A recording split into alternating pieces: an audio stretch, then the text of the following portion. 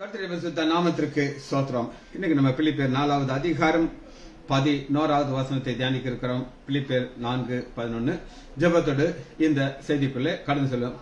கிருபை எமை சூழ்ந்து கொள்ளும் தாம் கிருபை, கர்த்தரில் மகிழ்வோம் களி கூர்ந்திடுவோம் கண்டடைந்தோம் கிருபை, கர்த்தரில் மகிழ்வோம் களி கூர்ந்திடுவோம் கண்டடைந்தோம் கிருபை. யோர்தானை கடந்து வந்தோம் எங்கள் இயேசுவின் பலன் அடைந்தோம். யோர்தானை கடந்து வந்தோம் எங்கள் இயேசுவின் பலன் அடைந்தோம். சேனையின் கர்த்தர் முன்னே நடந்தார், சோர்வின்றி காத்து கொண்டார். சேனையின் கர்த்தர் முன்னே நடந்தார், சோர்வின்றி காத்து கொண்டார். கிருபை எமை சூழ்ந்து கொள்ளும் தாம் கிருபை, கர்த்தரில் மகிழ்வோம் களி கூர்ந்திடுவோம் கண்டடைந்தோம் கிருபை. தேசமே பயப்படாதே, எங்கள் தேவன் கிரியை செய்கிறார். தேசமே பயப்படாதே, எங்கள் தேவன் கிரியை செய்கிறார். தேசத்தின் நன்மை சேமம் அருள்வார், தாசர்கள் வேண்டிடுவாம். தேசத்தின் நன்மை சேமம் அருள்வார், தாசர்கள் வேண்டிடுவாம். கிருபை எமை சூழ்ந்து கொள்ளும் தாம் கிருபை, கர்த்தரில் மகிழ்வோம் களி கூர்ந்திடுவோம் கண்டடைந்தோம் கிருபை. கர்த்தர் இவ்வாண்டினிலே பெரும் காரியம் செய்திடுவார். கர்த்தர் இவ்வாண்டினிலே பெரும் காரியம் செய்திடுவார். கால் வைக்கும் தேசம் இயேசு தருவார், காத்திருந்தே அடைவாம். கால் வைக்கும் தேசம் இயேசு தருவார், காத்திருந்தே அடைவாம். கிருபை எமை சூழ்ந்து கொள்ளும் தாம் கிருபை, கர்த்தரில் மகிழ்வோம் களி கூர்ந்திடுவோம் கண்டடைந்தோம் கிருபை. ஆண்டுகள் நான்மையினால் முடி சூழ்ந்து வலாம் பெருக, ஆண்டுகள் நான்மையினால் முடி சூழ்ந்து பலம் பெருக. தேசத்தின் மீதே கண்களை வைத்தே வாசமாய் நோக்கிடுவார். தேசத்தின் மீதே நான் கண்களை வைத்தே வாசமாய் நோக்கிடுவார். கிருபை எமை சூழ்ந்து கொள்ளும் தாம் கிருபை, கர்த்தரில் மகிழ்வோம் களி கூர்ந்திடுவோம் கண்டடைந்தோம் கிருபை. ஜாதி ஜனங்களையும் வந்து மோதி அசைத்திடுவார். ஜாதி ஜனங்களையும் வந்து மோதி அசைத்திடுவார். தேசத்தின் மீதே கண்களை வைத்து காத்து தவிக்கும் வல்ல மகிழும் கர்த்தரை வாழ்ந்திடுவார். காத்து தவிக்கும் வல்ல மகிழும் கர்த்தரை வாழ்ந்திடுவார். கிருபை எமை சூழ்ந்து கொள்ளும் தாம் கிருபை, கர்த்தரில் மகிழ்வோம் களி கூர்ந்திடுவோம் கண்டடைந்தோம் கிருபை. வான்மையும் நேர்மையுமாய் இந்த ஊழியம் செய்திடுவோம். வான்மையும் நேர்மையுமாய் இந்த ஊழியம் செய்திடுவோம். தூய கற்புள்ள தேவ சபையாய் தீவிரம் சேர்ந்திடுவாம். தூய கற்புள்ள தேவ சபையாய் தீவிரம் சேர்ந்திடுவோம். இயேசுவின் நாமத்தினாலே ஜெபங்கள் பிதாவே, ஆமென். கர்த்தருடைய பரிசுத்த நாமத்திற்கு ஸ்தோத்திரம். Leela praise the lord, Kavitha sister praise the lord, Daniel Rajesh praise the lord, Nagarathnam Ammal praise the lord, Mariyal praise the lord, Jayanthi அக்கா எங்க சம்மந்தி அம்மா praise the lord, Daniel Rajesh சந்தோஷமா இருப்பாங்க எல்லாரையும் பார்க்கறதுக்கு. இப்ப நம்ம வசனத்துக்குள்ள வருகிறோம். 4வது அதிகாரம் 11வது வசனத்தை பார்க்கிறோம். என் குறைச்சலினாலே நான் இப்படி சொல்லுவதில்லை, ஏனென்றால் நான் எந்த நிலைமையிலும் மான ரம்யமா இருக்க கற்றுக்கொண்டேன். தான் பார்க்க வேண்டியது. பவுல் பிலிப்பியர் புத்தகத்துடைய கடைசி நிருபத்துக்குள்ள வர்றார். இப்ப ஒரு முக்கியமான ஒரு கான்செப்ட சொல்லுகிறார். அது என்ன சொல்கிறார் அப்படின்னா, என் குறைச்சல். நமக்கு ஒரு குறைச்சல் வந்துட்டு தான், அந்த குறைச்சலை தான் நம்ம பெருசா பார்ப்போம். ஐயோ, ஆண்டவர் எத்தனை நன்மைகள் எனக்கு செய்தார், எவ்வளவு அருமையான பாதையில் என்னை கொண்டு போறாரு, இம்மட்டும் உதவும் எபினேசர்ங்கிறதெல்லாம் மறந்துடும். இந்த குறைச்சல் தான் நமக்கு பெருசா தெரியும். பூத கண்ணாடி போட்டு பார்ப்போம். ஆனா ஆண்டவர் என்ன நம்மகிட்ட எதிர்பார்க்கிறார் அப்படின்னு கேட்டா, இப்படி சொல்லுகிறதில்லை. எப்படி சொல்லுகிறதில்லை? முறுமுறுக்க மாட்டேன், நான் ஆண்டவர் துதிச்சு கொண்டிருக்கேன்.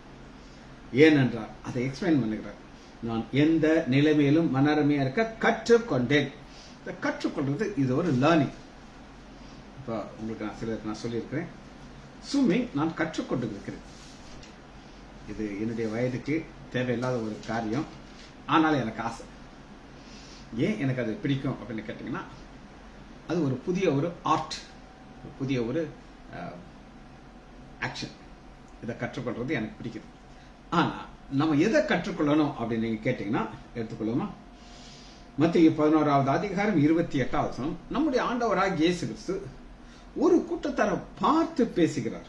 வருத்தப்பட்டு பாரம் சுமக்கிறவர்களே, இது என்ன அப்படின்னு கேட்டீங்கன்னா, நம்முடைய குறைகள் எல்லாமே நமக்கு வருத்தமா தெரியும். குறைகள் எல்லாம் வருத்தமா தெரியும். ஆனா அந்த குறைகள் எல்லாம் ஆண்டவர் என்ன செய்வார் அப்படின்னு கேட்டீங்கன்னா, அற்புதமாக மாற்றுவார். என்னுடைய மகள் டீனா திவ்யாக்கு வாலிப வயதுல பல்லு கொஞ்சம் ஏத்திட்டு இருக்கும், நல்லாவே ஏத்திட்டு இருக்கும், கம்மெல்லாம் வெளியில இருக்கும். அது ஒரு பெரிய குறைச்சலா இருக்கும். அவ அதை வெளியில சொல்ல மாட்டான். ஆனா எங்களுக்கு தெரியும், ஒரு வாலிப பெண்ணுக்கு இப்படி இருக்கேன்னு சொல்லி. நான் ரட்சிக்கப்பட்டேன். பிறகு ஆண்டவர் ஒரு விசேஷமான ஆசீர்வாதத்தை அவங்களுக்கு கொடுத்தார்.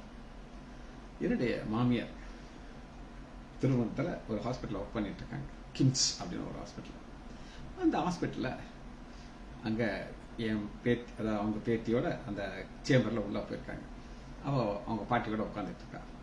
அங்க ஒரு ஸ்டாஃப், ஒரு பொண்ணு எங்க மாமியார்ட்ட சொல்லுது, நீங்க நம்ம ஹாஸ்பிட்டலே அஜு அப்படின்னு ஒரு டாக்டர் இருக்காரு, உங்களுக்கு தெரியுமா? அது எனக்கு தெரியுமே, அவர் இந்த சர்ஜரி பண்ணி அழகா முகத்தையே மாத்திடுவாருன்ட்டு. எங்க மாமியார் அத்தனை வருஷமா அங்கதான் இருக்கிறாங்க. ஆனா அவங்களுக்கு இப்படி ஒரு ப்ரொசீஜர் இருக்குன்னு அவங்களுக்கு தெரியாது. உடனே ஏற்பாடு பண்ணாங்க. பார்த்துட்டு நாங்க 2 மணி சிட்டிங் போனோம். அவர் ஒரு சில ப்ரொசீஜர்ஸ் எல்லாம் பண்ணிட்டு சர்ஜரி பிளான் பண்ணியாச்சு. அந்த சர்ஜரி பண்றதுக்கு எனக்கு கொஞ்சம் உடன்பாடு கிடையாது. நான் கொஞ்சம் வருத்தத்தோடு இருந்தேன். ஏன் அப்படின்னு கேட்டீங்கன்னா, எனக்கு ஒரு பிள்ளை தான் இருக்கா. சர்ஜரியில் ஏதாவது ஆயிடுச்சுன்னா ஒருத்தரும் என்னைய மன்னிக்க மாட்டாங்க. நல்ல பிள்ளை ஏன் இந்த ஆப்ரேஷன் பண்ணனா அப்படின்னு சொல்லி நான் முழங்கால் போட்டு ஜெபம் பண்ணிட்டே இருக்கேன். அப்ப ஆண்டவர் சொல்கிறார், ஆபத்து காலத்திலே அவன் என்னை நோக்கி கூப்பிடுவான், நான் அவனோடு இருந்து அப்படின்னு சொல்லி சங்கீதம் 91வது வசனத்துல எனக்கு உறுதிப்படுத்துகிறார். நான் கூட இருப்பேன்ப்பா அப்படின்ட்டார். எனக்கு பெரிய நம்பிக்கை வந்துருச்சு. ஆப்ரேஷன் தேட்டர்ல மகா போறோம். காலையில போனா வர்றதுக்கு சாயங்காலம் ஆயிடுச்சு. இவ்வளவு மணி நேரம் தொடர்ந்து சர்ஜரி, இங்க ஒரு சர்ஜரி இங்க ஒரு சர்ஜரி பண்ணி அவளுக்கு கிளிப் எல்லாம் மாட்டி முகத்தை ஆண்டவர் மாத்தி கொடுத்துட்டார். காரணம் என்ன அப்படின்னு நீங்க கேட்டீங்கன்னா, குறைச்சல். அந்த குறைச்சலை நம்ம மனோரமையமா இருக்க கற்றுக்கொள்ளணும். சரி, இது கற்றுக்கொள்ளத்தான் வருத்தப்பட்டு பாரம் சுமக்கிறவர்களே நீங்கள் எல்லாரும் என்னிடத்திலே வாருங்கள். ஆண்டவர் ஒரு அழைப்பு கொடுக்கிறாங்க. எல்லாரையும் பார்த்து கிடையாது, வருத்தப்பட்டு யார் யாருக்கெல்லாம் அந்த குறைச்சல் இருக்கிறதோ அவளை அழைக்கிறார். அழைச்சிட்டு என்ன சொல்லுகிறாரு அப்படின்னா, நான் உங்களுக்கு இளைப்பாறுதல் தரும். இளைப்பாறுதல்னா என்ன அர்த்தம்னா, இப்ப என் மகளுக்கு ஒரு குறை இருந்துச்சு, அந்த குறைய ஆண்டவர் மாற்றணும்னா எங்களுக்கு ஒரு இளைப்பாறு. நான் ஒரு போட்டோ ஃப்ரேம் வச்சிருக்கேன். அதுல ஒரு பக்கம் என்னுடைய மகளுடைய பழைய போட்டோ, இன்னொரு பக்கம் புது போட்டோ. இன்னைக்கெல்லாம் நீங்க அவளை பார்த்தீங்கன்னா, ஷோ என்ன அழகு. இதெல்லாத்துக்கும் காரணம் என்னன்னா, ஆண்டோடைய கிருபை. குறைச்சல் எல்லாம் அந்த குறைய கொடுத்துட்டு அதை நிறைவாக மாற்றுகிறார். சரி பாருங்க, 29வது வசனம், மத்திய 11:29. நான் சாந்தமும் மனத்தாழ்மையுமா இருக்கிறேன். இது 2 ஸ்பெஷல் குவாலிட்டி. இது நம்ம கற்றுக்கொள்ளணும் ஆண்டவர் சொல்லுகிறார். இப்ப இதெல்லாம் நம்ம தியானிக்க போகிறோம். என் நுகத்தை உங்களிடத்தில் ஏற்றுக்கொண்டு என்னிடத்தில் கற்றுக்கொள்ளுங்கள். பவுல் கற்றுக்கொள்ளுங்கள் அப்படிங்கிறார். கற்றுக்கொள்றது ஒரு ப்ராசஸ். ரட்சிக்கப்பட்டு 2000 ரட்சிக்கப்பட்டேன், 25 வருஷங்கிற ஒரு ப்ராசஸ். இந்த வருஷத்துல எவ்வளவு கற்றுக்கொண்டேன்னா உங்களுக்கு நான் சொல்லிக் கொடுத்தேன். அப்பொழுது உங்கள் ஆத்மாவுக்கு இளைப்பாறுதல் கிடைக்கும். சரி, இன்னைக்கு நம்ம ஒரு சில காரியங்களை கற்றுக்கொள்ள போகிறோம். அது என்னன்னா, முதல் வசனத்தை திரும்ப வாசிக்கிறேன். பிலிப்பியர் 4வது அதிகாரம் 11வது வசனத்துல, என் குறைச்சலிலே நான் இப்படி சொல்லுகிறது. குறைச்சல் அப்படின்னு என்ன அர்த்தம்னா, குறைச்சல். அதெல்லாம் நீங்க நான் சொல்லும்போது நீங்க வந்து தவறா புரிந்து கொள்ளக்கூடாது. என்னை மாதிரி ஒரு சொட்ட மண்டை ஒருத்தருக்கு இருந்துச்சுன்னா அவர் ஒரு கேப் போட்டுக்குவார். பார்த்துருக்கீங்களா? நான் பார்த்துருக்கேன். அவர் ஒருத்தர் கேப் போட்டுற எங்க போனாலும் போவார். அந்த தொப்பியை கலத்தவே மாட்டார். எதனாலனா, ஐயோ என் சொட்ட மண்டை தெரியுமே, தொப்பி போட்டாச்சுன்னா தெரியாதே. அது எல்லாருக்கும் தெரியும். எழுத்துக்காக ஊருக்குள்ள எல்லாரும் தொப்பி இல்லாம வரமாட்டாங்கடா அப்படின்னு சொல்லி குறைச்சல். நான் அப்படி சொல்லுறது ஏனென்றால், நான் எந்த நிலைமையிலும் இருந்தாலும் மனோரமைய எந்த நிலைமையும். இன்னைக்கு பவுல் இதை முடிக்க போகிறார். அதனால நம்ம ஒரு சில ஸ்டடி இவ பார்த்ததை எந்தெந்த நிலைமையிலிருந்து இப்படி வந்தாருங்கிறத பார்க்க போறோம். ஃபர்ஸ்ட் ஆசீர்வாதம் பவுலுக்கு.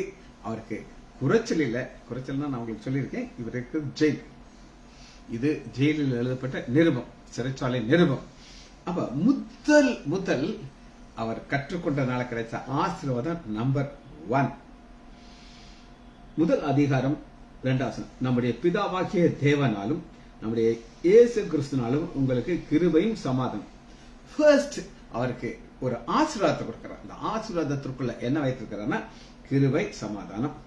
இந்த கிருபைங்கிறது ஒரு தகுதி இல்லாத நமக்கு. இப்ப பாலசுந்தரிக்கு திருமணம் நடக்க போகுது. நாங்களாம் ரொம்ப எக்ஸைட்டட் ஆகும். அங்க போக முடியாது, என்ன இல்லை, இருந்தாலும் நாங்களாம் பிளஸ் பண்ணிட்டு இருக்கோம். அப்ப ஆண்டவர் ஒரு மாப்பிள்ளையை கொடுத்தது கிருபை, ஆனா 2வது சமாதானம். இந்த சமாதானம் உங்களுடைய கரத்தில் இருக்கு. நீங்க எவ்வளவு விட்டு கொடுத்து இந்த திருமணம் தொடர்ந்து நடக்கணும் அப்படின்னு சொல்லி இருந்தா தான் அந்த கிருபையை நீங்க பெற்றுக்கொள்வீர்கள். சரி, அடுத்து என்ன ஆசீர்வாதம் அப்படின்னு கேட்டீங்கன்னா 5வது வசனத்தை நான் உங்களுக்கு வாசிக்கிறேன். உங்களிலே நற்கரை தொடங்கினவர். அப்ப இந்த மன ரம்யமாக பவுல் இருக்கிறதுக்கு காரணம்னா, பிலிப்பு சபை மக்களுக்கு ஆண்டவர் ஒரு நற்கிரிகளை தொடங்கி விட்டார். நற்கிரியைன்னா என்ன சொல்லுங்க பார்ப்போம். ஆண்டவராகிய இயேசு கிறிஸ்துவுக்காக நீங்கள் என்னெல்லாம் செய்யறீங்களோ அது ஒரு நற்கிரியை. நற்கிரியை பெரிய வாசமாக பல்லவத்தை போகும். நேற்று நான் என் மனைவியும் ஒரு டாக்டர் பக்கத்தில் ஆஸ்பத்திரி. அவர்கிட்ட என் மனைவி சொன்னா, எனக்கு கொஞ்சம் டென்ஷன் கூட இருக்கு. அதுக்கு காரணம் எங்க ஃபேமிலியில ஒரு சின்ன ப்ராப்ளம் இருக்கு, மக இதுல ஒரு ப்ராப்ளம் இருக்கு அப்படி சொன்னா. அவர் சிரிச்சுக்கிட்டே சொல்றாரு, இங்க என்னங்க நீங்க பேசுறீங்க, உங்க வீட்டுக்காரர் யூடியூப்ல பேஸ்புக்ல போடுறாரு, எனக்கு நான் பார்த்துக்கிட்டு இருக்கேன். ஏதோ ஒரு வசனம் வரும், உன் பாரத்தெல்லாம் எங்க மேல வைக்கணும்னு சொல்லி சொல்றாரு, அதை நீங்க ஃபாலோ பண்ண மாட்டீங்களா? எனக்கு பயங்கர சந்தோஷமா இருந்துச்சு. ஒரு ஆண்டவரை அறியாதவர் ஒரு பாஸ்டருடைய மனைவிக்கு ஒரு ஆலோசனை சொல்றாரு, உங்களுக்கு எல்லாம் டென்ஷனே வரக்கூடாதுங்க. ஏன் வரக்கூடாதுன்னா, உன் மாப்பிள்ள நற்கிரியை தொடங்கி அதை தொடர்ந்து நடத்திட்டு இருக்காரு பேஸ்புக்ல, நான் பாக்குறேன்.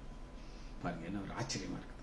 அதனாலதான் உங்களிலே நற்கிரியை தொடங்கி அது இயேசு கிறிஸ்துவின் நாள் வரை முடிய நடத்தி வருவார் என்று நம்பி. அவர் நம்புறாரு, மனைவி நம்ப மாட்டேங்குது. சரி, இப்ப பாருங்க, அடுத்து என்ன ஒரு கிருபையை நம்ம பாக்குறோம் அப்படின்னு கேட்டீங்கன்னா 7வது வசனத்துல பாருங்க, கிருபையினாலே உங்களை என் இருதயத்திலே தரித்துக் கொண்டிருக்கிறேன். அப்ப இந்த பிலிப்பு சபை மக்கள் எல்லாம் பவுல் குறைங்கிற சொல்ற காரியத்தை எப்படி நிறைவாக மாற்றோம்னா, சபை மக்கள் இருதயத்துக்குள்ள வந்துட்டாங்க. நேற்று பாலசுந்தரி பத்திரிகை கேட்க வந்தார். என் தம்பிக்கு வச்ச உடனே என் தம்பி நேரா வந்துட்டான், டே இங்க வர பாலசுந்தரிக்கு கல்யாணம்டா அப்படின்னு சொல்லி. ஏன் அவர் சொல்றாரு அப்படின்னு கேட்டீங்கன்னா, இன்னைக்கு பாலசுந்தரி எங்க ஆஸ்பத்திரிக்குள்ள வந்தாரோ அன்னையில இருந்து இன்னைக்கு வரை அவளை பார்த்துக்கிட்டு இருக்காரு. பார்த்துக்கிட்டு அதனாலதான் இந்த வசனம் என்ன சொல்லுதுன்னா, உங்கள் அனைவரும் கிருபையினால் உங்களை என் இருதயத்திலே தரித்துக் கொண்டிருக்கிறபடினாலே. ஏன் இருதயத்தில் தரித்துக் கொள்கிறார்னா, இதுங்க எல்லாம் ஒரு நாள் கிரீடமாக மாறப் போகிறார்கள். அதனால பவுல் மன ரம்யமா இருக்கிறார். குறைச்சல இதுதான் அவருக்கு கரெக்ட் பண்ணுது. அடுத்து பாருங்க, என்ன அதிகாரம் பாத்தீங்கன்னா 10வது, தேவனுக்கு மகிமையும் துதியும் உண்டாகும்படி. இன்னைக்கு இந்த கிறிஸ்தவ வாழ்க்கையை நம்ம ஓட்டத்தை ஓடுறோம். இன்னைக்கு அநேகர் தங்களுக்கு என்ன கிடைக்கும் அப்படின்னு பார்க்கணும்.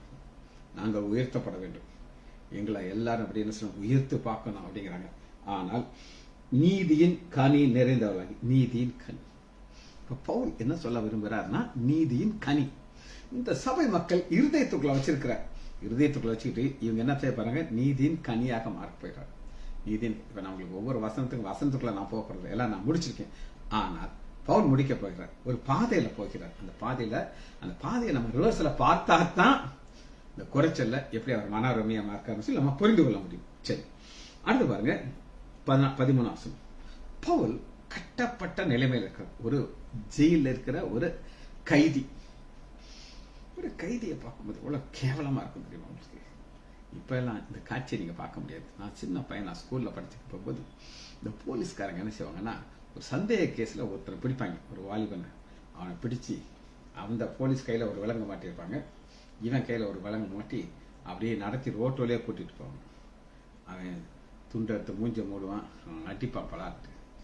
இந்த மாதிரி நடந்துதான் அவனை கூட்டிட்டு போவாங்க. பவுல் அப்படி ஒரு கேவலமான ஒரு பொசிஷன்ல தான் இருக்காரு. ஆனா அந்த கட்டு 12 எனக்கு சம்பவித்தவைகள், பவுலுக்கு நடந்த ஒவ்வொரு அவமானமும் ஆண்டவர் அதை எப்படி மாத்துக்கிறார் அப்படின்னு சுவிசேஷம் பிரபலமா, சுவிசேஷங்கள் பிரபலமாக பவுலுக்கு கேட்டா ஒரு சந்தோஷம். அந்த சந்தோஷத்தை தான் பார்க்கிறோம். மன ரம்யமா இருக்க கற்றுக்கொண்டு, குறைச்சலிலே நல்லா கேட்டுக்கணும், எல்லாம் கிடைக்குது, எல்லாம் ஸ்மூத்தா போயிட்டு இருக்குது, கவலையே கிடையாது. எங்க அப்பா ஒரு சம்பவத்தை சொல்லுவார் அடிக்கடி. ஒரு பெரிய கப்பல் கடல்ல போயிட்டு இருக்கு. அதுல ஒரு ரவுண்டா ஒரு ஸ்டேரிங் வீல் மாதிரி இருக்கும்.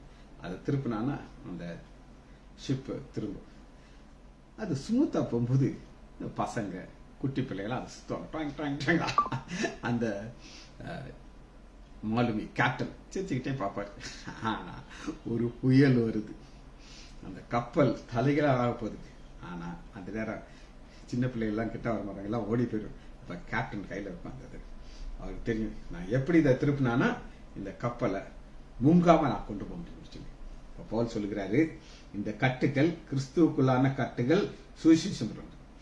இப்ப அங்க 14 சகோதரர்களே, அநேகர் என் கட்டுக்கள்னாலே கர்த்தருக்குள் திடன் கொண்டு பயம் இல்லாமல் திருவசம். நான் சொன்னேன், திரும்ப நான் சொல்லி நீங்க கட்டாயமா இருந்துட்டு. பவுல் இருக்கிறது எங்க அப்படின்னு ஜெயில இருக்காரு. அந்த ஜெயில ஒரு 100க்கு அதிபர் வந்து ஒரு வணக்கம் வைப்பார். ஐயா, என்ன உங்களுக்கு தெரியாது, நான் யாருன்னு சொல்றேன் வணக்கம். எந்த இயேசுவை நீங்க சொல்றீங்களோ அந்த இயேசு கூட நான் இருந்தேங்க. நீங்க சீசனாங்க சீசன்லாம் கிடையாது. அந்த ஆண்டவராகி இயேசு சிலுவையில் அறிய பொழுது நான் பக்கத்துல இருந்து நான் சொன்ன சாட்சி தான் என்னது, இவர் ஒரு தேவகுமாரன் அப்படின்னு அவர் சாட்சி சொன்னேன். அற்புதங்கள் அடையாளம் நான் கண்ணால பார்த்தேங்க.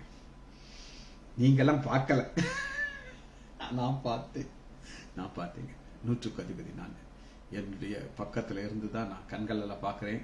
கண்மலை உடைகிறது, திரைச்சலை கிழிகிறது, பரிசுத்தவான்கள் கல்லல நான் கண்ணால பார்த்தேங்க. அந்த இயேசு பத்தி எனக்கு கொஞ்சம் சொல்லுங்க, நான் கற்றுக்கணும் அப்படின்னு சொல்லி அவர் வந்து பவுலுடைய பாதத்தில் அமர்ந்து இயேசுவை பற்றி கற்றுக்கொள்கிறார். ஒரே பவுலுக்கு சந்தோஷம். சரி, ரொம்ப சந்தோஷம் அப்படின்னு சொல்லி அவரு கொஞ்ச நாள் போயிடுறார். அடுத்து ஒருத்தர் வருகிறார். அவரை சுத்தி ஒரு 10-15 பேர் சேர்ந்து வராங்க.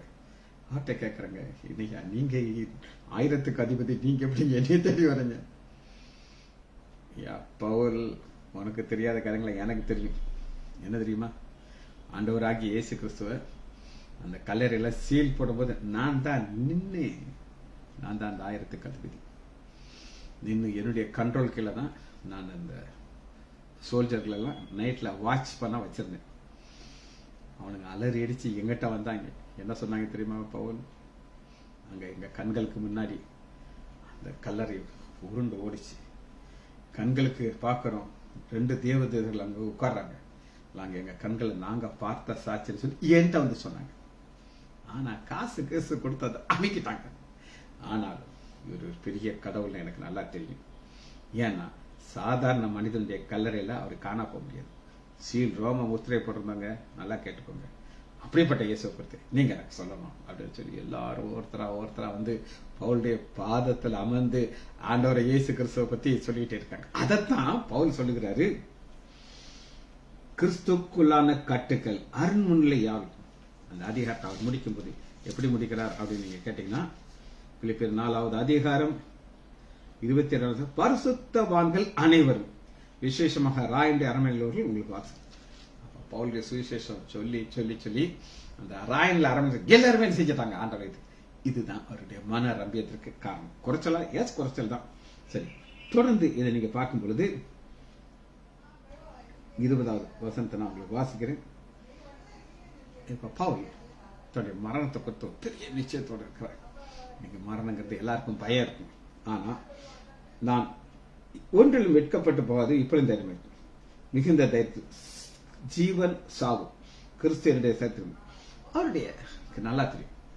இப்ப எனக்கு பின்னாடி ஒரு பயங்கர குற்றச்சாட்டு இருக்கு. நான் மறிக்கவும் ஆகலாம் அல்லது விடுதலை ஆகலாம். ஆனா 21 வசனம் பவுல் எவ்வளவு அழகா சொன்னா, கிறிஸ்து எனக்கு ஜீவன். பவுலுடைய வாழ்க்கையில மன ரம்யமா இருக்கு காரணம் ஒன்னே ஒண்ணுதான்.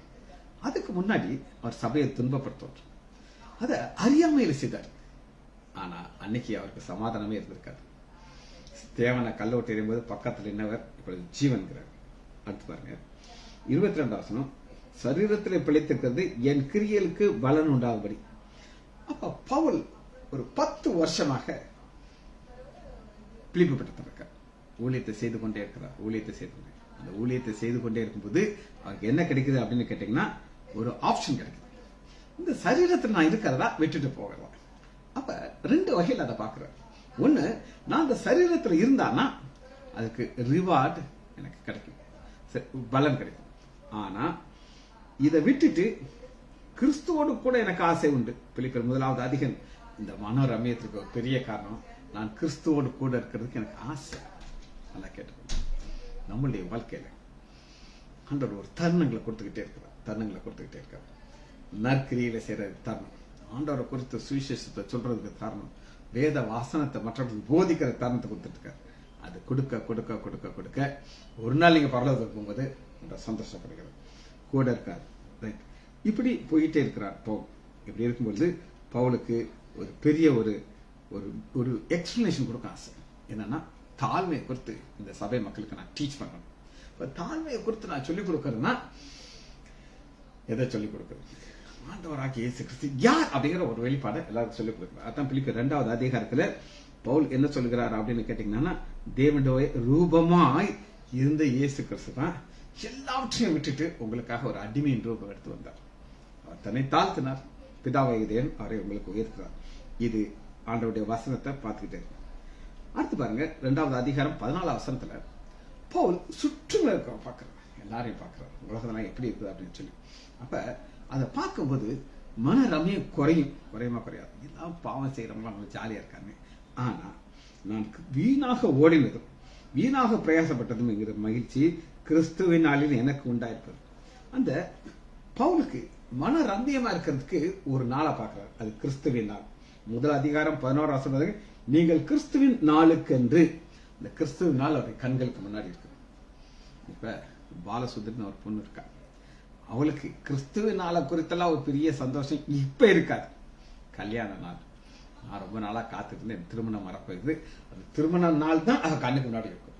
அப்படித்தான் இங்க இருந்தா ஒரு ஆமையின் போடு. சரி, ரைட். அப்ப அங்க நான் வீணாக ஓடுனபடி கிறிஸ்துவர்களுக்கு ஜீவ வசனத்தை பிடித்துக் கொண்டு உலகத்திலே சுடர்களை போல பிரகாசிக்கிற நீங்கள். சுடர்களை போல பிரகாசிக்கிற நீங்கள் அப்படின்னா என்ன அர்த்தம் அப்படின்னு கேட்டீங்கன்னா, அந்த சபை மக்கள் எல்லாம் வசனத்தை பிடிச்சிட்டு இருக்காங்க, அப்படி ஒரு ஓட்டத்தை ஓடிட்டு இருக்காங்க. அவங்கள பார்க்கும்போது பவுலுக்கு பெரிய மன ரம்பியம் உண்டாயிடுச்சு. இப்படி பாருங்க 16வது என்ன செய்வது, முறிவு இருக்கக்கூடாது. சரி, பவுலுடைய அடுத்த ஒரு நெக்ஸ்ட் யார் அப்படின்னு கேட்டீங்கன்னா தீமோத்தி. பவுலுக்கு நல்லா தெரியும் என்னுடைய தலை போறதுக்கு சான்ஸ் இருக்கு, நான் அடுத்து என்னுடைய அசிஸ்டன்ட் அனுப்பணும் தீமோத்தி குறித்து ஃபுல் ஸ்டடி உங்களுக்கு நான் கொடுத்துருக்கேன், எடுத்து பார்த்துக்கலாம்.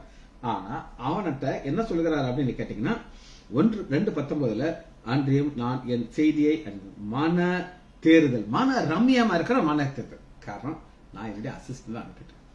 2015 எனக்கு ஒரு பைபாஸ் சர்ஜரி நடந்துச்சு. அநேகர் நினைச்சாங்க நான் மண்டையை போட்டுருவேன் அப்படின்னு சொல்லி. ஆனா ஆண்டவர் இல்லப்பா, இப்பெல்லாம் என் சபைக்கு தேடிய பாதத்தை வரக்கூடாது, இன்னும் நீ கொஞ்ச நாள் ஓடணும் அப்படின்னு சொல்லி நீ ஓட வச்சுட்டாரு. ஆனால் அது என்ன கேட்கிறான்னா, அதனால் உங்களுடைய காரியங்களை உண்மையாய் விசாரிப்பதற்கு என்னை போல் மனதில் அவன். அப்ப பவுலுடைய இருதயம் எப்படி இருக்கோ அதே போல ஒரு தீமோத்தேயுவை ஒருத்தர் அனுப்பிட்டேன். அப்பா இப்ப என் தலை போனாலும் பிரச்சனை இல்லை, நான் சந்தோஷமா நினைச்சுமே மறிப்பேன். எப்பா பிராத்தாவை பார்க்கிறோம். எப்பா பிராத்து ஒரு வியாதி வந்துச்சு, அந்த வியாதி வந்து அது போயிடுச்சு. ஆகையால் நீங்கள் அவனை மறுபடியும் கண்டுங்கிறதுக்கு நான் உங்களுக்கு என்ன விளக்கம், மறுபடியும் மறிக்கிறார் ஆண்டவராகிய இயேசு. அன்னைக்கு துக்கங்கள் சந்தோஷமா அனுப்பி இப்படி மிகுந்த சந்தோஷம் அவன் ஏற்றுக்கணும். ஒரு மரண பள்ளத்தாக்கில் இருந்தாயா, ஆனா அவனுங்க ஏற்றுக்கணும். இப்படி தொடர்ந்து அவர் சொல்லிக்கிட்டே இருக்கிறாரு. அடுத்து 3வது அதிகாரத்துக்குள்ள வரும்பொழுது பவுல் தன்னை குறித்து மிக அழகாக ஒரு படத்தை காட்டார். எப்படின்னா, எனக்கு என்னெல்லாம் பிளஸ் பிளஸ் பிளஸ் பிளஸ் எத்தனையோ பிளஸ் இருக்கு. நான் உங்களுக்கு எப்படி நான் விளக்க முடியும் அப்படின்னு கேட்டீங்கன்னா, என்னுடைய பிளஸ் நான் உங்களுக்கு சொல்ல முடியும். 1, டாக்டர் லைசாண்டருடைய மகன். அந்த லைசாண்டருங்கிற ஒரு பெரிய ஒரு குடும்பத்தில் நான் பிறந்திருக்கேன். நம்பர் 2, நான் ஒரு doctor, MBBS DRTO, senior surgeon. 1975 medical காலேஜில் போய் சேர்ந்துட்டேன். இங்க அநேகர் பிறந்திருக்க மாட்டேன். அவ்வளவு சீனியர் நான். ஏகப்பட்ட சொத்துக்கள் ஆண்டவர் கொடுத்துருக்கிறார். இதெல்லாம் பிளஸ். ஆனா எனக்கு பிரெயின்ல ஒரு சின்ன ஒரு நரம்பு போய் நான் ஒரு மென்டலா மாறிட்டேன்னா நீங்க லூசுன்னு வச்சுக்கோங்க.